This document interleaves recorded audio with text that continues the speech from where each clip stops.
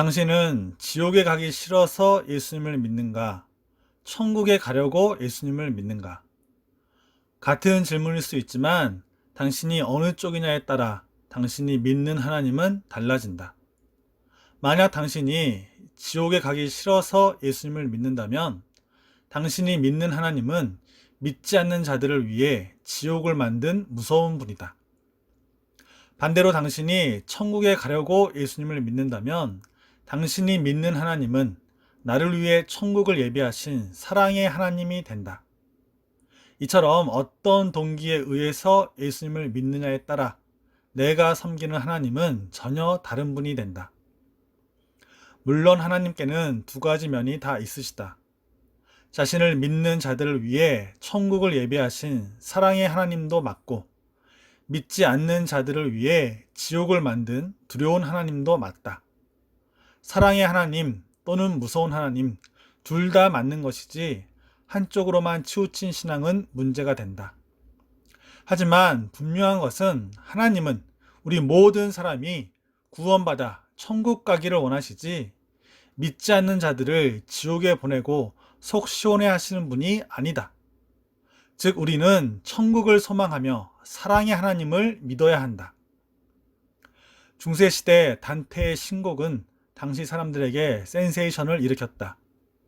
그 중에서도 지옥편은 더 큰 관심을 일으켰는데 오늘날 우리가 가지고 있는 지옥에 대한 이미지는 모두 단테가 만든 것이라고 해도 무방하다. 당시 글도 모르던 사람들이 단테의 지옥편을 바탕으로 그려진 사파를 보고 공포에 떨며 교회로 찾아왔다. 지옥에서 악마들이 사람들에게 여러 가지 방법으로 고통을 가하는 무시무시한 그림을 보고 나는 저 지옥에 가기 싫다며 자진해서 교회로 나왔다는 것이다. 어떻게 보면 당시 교회는 단테 덕을 톡톡히 본 것이다. 그렇다면 모두 그런 것은 아니겠지만 중세시대 사람들은 천국을 소망하며 예수님을 믿었다기보다 지옥에 가기 싫어서 예수님을 믿은 것이다. 그리고 이들에게 하나님은 안 믿는 자들을 지옥에 보내는 공포의 하나님밖에 안 되는 것이다. 다시 처음 질문으로 돌아오자. 당신은 지옥에 가기 싫어서 예수님을 믿는가? 천국에 가려고 예수님을 믿는가? 지옥이 싫어서 예수님을 믿는 것도 틀린 것은 아니지만 우리는 천국에 가려고 예수님을 믿어야 한다.